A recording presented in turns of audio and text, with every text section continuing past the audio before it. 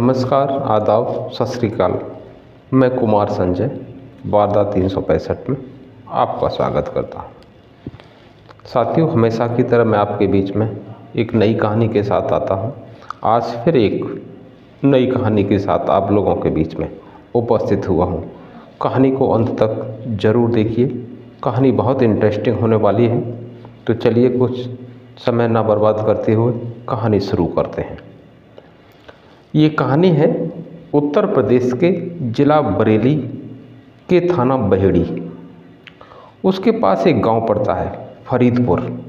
फरीदपुर में एक गंगाराम नाम के व्यक्ति रहते हैं और उनकी जो गिनती है वो काफ़ी अच्छे संपन्न किसानों में की जाती है। गंगाराम की 3 शादियाँ हुई थी। पहली पत्नी रमा, जिसके साथ शादी हुई थी, बीमारी के कारण उसकी मौत हो गई थी। फिर इसके बाद दूसरी शादी की, उनका नाम सुधा था। सुधा जो थी वो किसी परिवार में कलह के कारण उसने फांसी लगा ली थी, आत्महत्या कर ली थी। इसके बाद तीसरी शादी की थी जिसका नाम था रेशमा।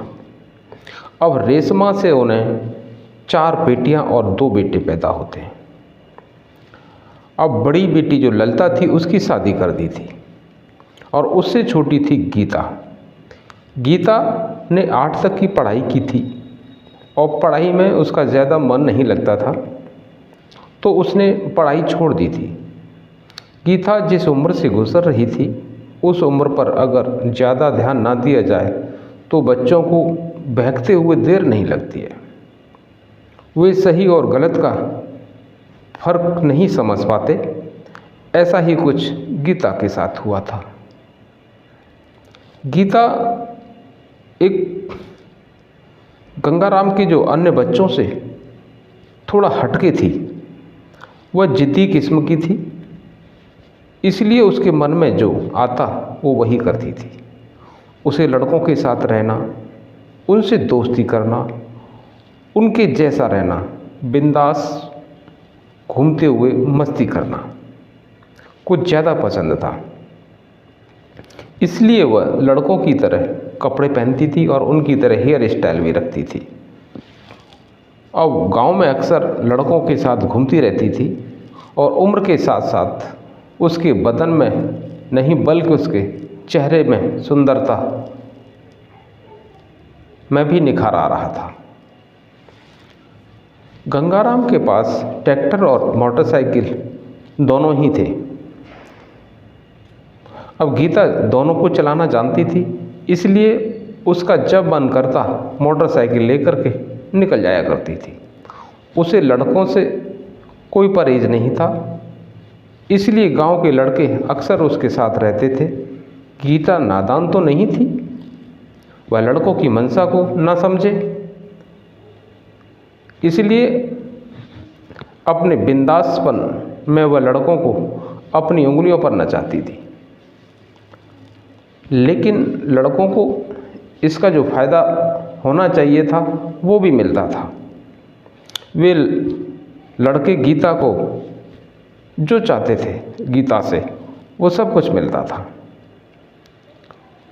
वह उन्हें मिल भी जाता था, लेकिन फिर तो गीता कुछ दिन बाद गांव में काफ़ी चर्चा में होने लगती है और चर्चा होने के बाद ये जानकारी उसके पिता गंगाराम को होती है। अब पिता होने के नाते गीता पर गंगाराम बंदिश लगाना शुरू कर देता है, लेकिन गीता अब काबू में कहाँ आने वाली थी। कोई ना कोई बहाना करके घर से निकल जाती थी। कोई ऊंच नीच ना हो जाए इस डर से गंगाराम ने गीता के लिए लड़का तलाशना शुरू कर दिया था। उसकी तलाश जो थी वो जल्दी ही ख़त्म हो जाती है, क्योंकि उसे बरेली के थाना नवाबगंज के गांव लावाखेड़ा निवासी परमानंद का बेटा मनोज शादी के लिए मिल जाता है। परमानंद भी किसान था, उसके पास ठीक ठाक खेती थी, जिसकी वजह से उसके यहाँ भी गांव देहात के हिसाब से किसी चीज़ की कमी नहीं थी। उसके परिवार में उसकी पत्नी उर्मिला और उसके परिवार में 3 बेटियां और 2 बेटे मनोज और चेतन। अब और उनकी शादी हो चुकी थी, बेटियों की शादी हो चुकी थी। अब मनोज का नंबर था। यही वजह थी कि जब गंगाराम उसके यहाँ अपने किसी रिश्तेदार के माध्यम से लेकर पहुंचा तो बात बन गई थी। इसके बाद सारे रस्म व रिवाज से पूरे करके मनोज और गीता की शादी 2009 में हो गई थी। गीता सुंदर तो थी, साथ ही उसमें वो सारे गुण विद्यमान थे जो पुरुषों को दीवाना बनाते। अब यही वजह थी कि गीता ने अपने अदाओं से मनोज को दीवाना बना रखा था। गीता पहली रात से समझ गई थी कि उसका पति उसके मन के मुताबिक मिला है। वह जैसा सीधा साधा चाहती थी, उंगलियों पर नाचने वाला, वो उसका पति मनोज उसको मिल गया है वैसा। 2-4 दिन में ही मनोज गीता के हुस्न का दीवाना हो गया। अब हर पल उसको गीता ही गीता नज़र आने लगी थी। उसका गीता को छोड़कर कहीं पर जाने का मन ही नहीं करता था। अब खेतों में भी जब काम करता था तो लगता था कि अब जिम्मेदारी जैसी कोई चीज़ है भी नहीं। लेकिन उस समय के रहते हुए हर आदमी को जिम्मेदारी का एहसास होता है, और पत्नी तो क्या, माँ बाप से भी दूर होने के मजबूर होना पड़ता है। यही हाल मनोज के साथ भी हुआ था। 1 साल के बाद जब वो बाप बना तो खर्च बढ़ते ही उसे अपनी जिम्मेदारियों का एहसास होने लगा। इस जिम्मेदारी को पूरा निभाने के लिए मनोज को कमाने धमाने की ज़रूरत होने लगी थी। अब इसके लिए वह उधम सिंह नगर जिला उसके पास में ही पड़ता है, हालांकि उत्तराखंड में आता है, वहाँ पर आ जाता है। और वहाँ जाकर के उसने टाटा मैजिक के पुर्जे की कंपनी में एक नौकरी ज्वाइन कर लेता है। और रहने के लिए रुद्रपुर के भदेईपुरा के पास एक शांति कॉलोनी में किराए पर मकान लेकर के रहना शुरू कर देता है। अब पैसा कमाने के लिए खुद तो उधम सिंह नगर आ गया, लेकिन घर वालों को देखकर उसने गीता की तरफ नहीं सोचा। माँ बाप को छोड़ दिया, लेकिन उसने एक बार भी गीता की तरफ सोचा होता कि उसके बिना वो कैसे रह पाएगी। शायद उसे लगा होगा कि पत्नी बच्चे के परिवार की खातिर त्याग कर रहा है, लेकिन वो भी कर देगी। लेकिन गीता को तो शारीरिक संबंध बनाने की आदत पहले से ही पड़ चुकी थी। ऐसे में बिना पति के कैसे रह सकती थी। उसका दिन तो घर में काम धाम में और बच्चे की देखरेख में कट जाता था, लेकिन रात कटना काफ़ी मुश्किल होता था। अब वह रात करवट बदलती रहती थी। शारीरिक सुख के बिना वह परेशान रहती थी। उसकी बेचैनी और परेशानी को कोई भी दूसरा नहीं समझ रहा था, लेकिन पिता तुल्य ससुर ने उसकी जो ज़रूरत थी उसको समझ लिया था। इसकी वजह यह थी कि परमानंद भी लंगोट का कच्चा था, जो उसका ससुर था। उसके लिए रिश्तों से ज़्यादा स्त्री का शरीर था। शायद यही वजह थी कि गीता को उसने देखते ही पसंद कर लिया था। परमानंद अपनी बहू पर पहले से ही फिदा था, लेकिन बेटे के रहते हुए वो उसके करीब जा नहीं पा रहा था। और बहू के नज़दीक जाने के लिए उसने बेटे को जिम्मेदारियों का एहसास दिलाकर उसे घर से बाहर भेज दिया। मनोज के जाने के बाद गीता की बेचैनी बढ़ी तो परमानंद गीता के पास जाने की कोशिश करने लगा। वह गीता से बात करने के बहाने ढूंढता, और गीता को शक तो पहले से ही था, लेकिन वह निगाहें बदले और परमानंद को जो बात बात पर हंसी मजाक करने की आदत उसके साथ हो गई थी, तो उसका शक जो था वो यकीन में बदल गया था। परमानंद देखने में जवान तो नहीं था, लेकिन वह शरीर से हिष्ट-पुष्ट था। परमानंद कभी भी खुद को किसी जवान से कम नहीं समझता था और स्त्री सुख की लालसा रखता था।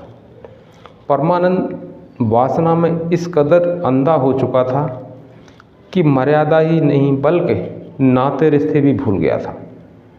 यहाँ पर परमानंद ही नहीं बल्कि गीता भी अपनी मान मर्यादा भुला चुकी थी, क्योंकि वह किसी भी अशोभनीय हरकत का विरोध नहीं करती थी, जिससे कि उसकी जो हिम्मत और हसरतें बढ़ती जा रही थीं। फिर तो परमानंद की रात की नींद गायब होने लगी। अब मौके की तलाश में रहने लगा। आखिर उसे एक दिन मौका मिल गया जब उसकी पत्नी अपने मायके गई थी। गर्मी के दिन थे, इस वजह से जो बच्चे थे उनको अंदर सुला दिया था और गीता घर का काम निपटा करके बाहर जो दलान में आई तो ससुर को बेचैन हालत में देख करके करवट बदल रहा था, तो उसको लगा कि उसकी तबीयत ठीक नहीं है, तो अपने ससुर से पूछा कि आपकी तबीयत ठीक नहीं है। तो परमानंद हसरत भरी निगाहों से देखते हुए बोला, तुम इतनी दूर दूर अगर रहोगी तो मेरी तबीयत ठीक कैसे रहेगी। गीता का परमानंद की बीमारी के बारे में पहले ही पता था। इस बीमारी से तो वह खुद भी परेशान थी, इसलिए तो मौका देखकर वह परमानंद के पास आई थी। गीता ने ताकते हुए कहा, यह आपका भ्रम है, मैं दूर कहाँ हूँ बाबूजी, आपके आगे पीछे ही तो घूमती रहती हूँ। अब गीता इससे ज़्यादा क्या कहती। परमानंद ने उसका हाथ पकड़कर खींचा तो वह खुद को ससुर के ऊपर जाकर गिर पड़ी। इस तरह एक बार मर्यादा की दीवार गिर गई। गीता का तो मर्यादा से नाता ही नहीं रहा, क्योंकि उसके अंदर ससुर को से कोई मतलब नहीं था। जब ऐसे में ससुर को शामिल कर लिया परमानंद की जो संगत में आकर, गीता फिर धीरे धीरे शराब पीने की भी आदी हो गई थी और शराब पी करके ससुर और बहू दोनों मस्ती करने लगे थे। अब गीता ने अपने धीरे धीरे जो चाचा ससुर था वो भी जवान था, उसके साथ भी उसने अपने नाजायज़ संबंध बनाना शुरू कर दिया था। अब ये रिश्ता कभी छिपता नहीं है, ऐसी बातें होती हैं। अब एक दिन क्या होता है कि उर्मिला ने परमानंद को गीता के साथ संबंध बनाते हुए देख लिया, लेकिन उन दोनों पर इसका कोई भी असर नहीं हुआ। उर्मिला ने परमानंद को बहुत कुछ बोला, लेकिन परमानंद पर कोई असर नहीं हुआ, न ही गीता पर हुआ। अब वो भी परेशान हो गई थी, रोक नहीं पा रही थी, तो इसने उसके अपने बेटे मनोज को सारी बात बता दी फ़ोन करके। अब मनोज जानता था कि उसका जो बाप है और पत्नी दोनों जो है गलत राह पर चल रहे हैं, इसलिए ये भागकर वो आता है और गांव आया तो बाप से तो कुछ नहीं कहा उसने जो गीता को समझाने की कोशिश की, लेकिन गीता अब कहाँ समझने वाली थी। हार कर मनोज उसे अपने साथ ले जाता है और मनोज ने यह सोचा कि मेरे साथ रहेगी तो वो ठीक रहेगी, लेकिन जिसकी आदत पहले से ही बिगड़ी हो वह कैसे सुधर सकती है। बहुत ही कम लोग होते हैं जो सुधरने के बारे में सोचते हैं। मनोज को नौकरी पर जाते ही गीता को कमरे से बाहर जाने की आदत हो गई थी और ताला डाल करके घूमने के लिए निकल जाती और वहाँ उसने अपने रंग ढंग दिखाना शुरू कर दिया। अब रंगीन मिजाज लोग उसके पीछे पड़ गए। रुद्रपुर की एक कॉलोनी है, आदर्श कॉलोनी, वहाँ का रहने वाला एक शेखर और जगतपुरा का मनोज भटनागर, दोनों के साथ उसके प्रेम संबंध बन गए। शेखर ने गीता को मोबाइल खरीद कर दे दिया और दोनों गीता की हर ज़रूरत को पूरी करने के लिए तैयार रहते थे। गीता उसके साथ उन लोगों के साथ घूमती थी और रेस्टोरेंट में खाना खाने जाया करती थी, बदले में उनको खुश भी रखती थी और वो लोग भी खुश रखते थे। अब किराए पर एक जिस मकान में वो किराए पर रहता था मनोज, उसमें ही एक और व्यक्ति था पास में किराए पर रहता था, जिसका नाम रामचंद्र मौर्य होता है। अब बरेली के थाना मीरगंज का रहने वाला था। अब वो शादीशुदा था पहले से ही, वहाँ पर अकेला रहता था। वह फैक्ट्री में ठेकेदारी करता था। दोनों एक ही ज़िले के रहने वाले थे, इसलिए आपस में खास लगाव हो गया था। जल्दी ही रामचंद्र गीता के बारे में सब कुछ जान गया था। मनोज के काम पर जानने के बाद वो गीता के पास पहुंच जाता और घंटों घंटों उससे बातें किया करता था। पुरुषों को अपनी ओर आकर्षित करने वाली गीता समझ गई थी कि रामचंद्र उसके कमरे में क्यों आता है। वह समझ गई थी और कि रामचंद्र गीता से उम्र में लगभग 2 गुना था, लेकिन गीता को इसके लिए कोई फर्क नहीं पड़ता था। उसका मतलब तो सिर्फ देह सुख और पैसों से ही था। फिर तो रामचंद्र को उसके साथ आने में देर नहीं लगी। जल्दी ही दोनों मन और तन दोनों से एक हो गए थे। लेकिन जितनी जल्दी एक हुए थे उतनी ही जल्दी उनकी पोल भी खुल गई। एक दिन मनोज फैक्ट्री से जल्दी आ गया तो देखा कि उसके कमरे का दरवाज़ा अंदर से बंद था। काफ़ी देर बाद दरवाज़ा खुला तो मनोज को देख कर के चौंकी और उसने कपड़े अपने जो थे वो अस्त व्यस्त थे। मनोज को लगा कि वह सो रही होगी। गीता ने धीरे स्वर में पूछा कि आज आप इतनी जल्दी कैसे आ गए। मनोज ने बोला कि फैक्ट्री का जो जनरेटर है वो ख़राब था, इसलिए काम नहीं हुआ। ये कहकर मनोज कमरे के अंदर गया तो सामने जो पलंग है, पलंग पर रामचंद्र बैठा था। ये देख कर के माजरा समझने में मनोज को देर नहीं लगी। मनोज को देखकर वह जल्दी से ही वहाँ से निकल गया। मनोज ने गुस्से में पूछा, ये यहाँ क्या हो रहा था? गीता ने कहा, पानी लेने आया था। कमरा बंद करने की क्या ज़रूरत थी? पानी कमरा बंद करके पिलाया जाता है क्या? अब उसके साथ कुछ और कर रही थी। उसके कहा मनोज ने, पानी पिला रही थी या इसके साथ कुछ और कर रही थी? और शर्म के मारे तुझे डूब मरना चाहिए। गीता बोली, नहीं तुम कुछ कर सकते हो, नहीं कर छुटा सकते हो। अगर तुमको इससे परेशानी हो रही है तो मुझे छोड़ दो। अब गीता ने तो अपना फैसला सुना दिया था। अगले दिन मनोज नौकरी छोड़ कर के फैक्ट्री से अपना हिसाब किताब लेकर वह गांव वापस चला गया। अब कुछ दिन गांव में रहा, फिर वह दिल्ली चला गया। वहां पर किसी कंस्ट्रक्शन कंपनी में नौकरी करने लगा और उसके जाते ही गीता फिर आज़ाद हो गई और शेखर और मनीष उसके ससुराल भी आने जाने लगे थे। अब जब मन करता वह मोटरसाइकिल लेकर के अकेली बरेली से रूदपुर चली आती और प्रेमियों से मिलकर वापस बरेली आती। रामचंद्र से गीता को कुछ विशेष लगाव था। वह उसी के साथ ज़्यादा समय बिताती थी। जब ये सारी जानकारी ससुर परमानंद को हुई तो उसने गीता को रोकना चाहा, लेकिन वह कहाँ रुकने वाली थी।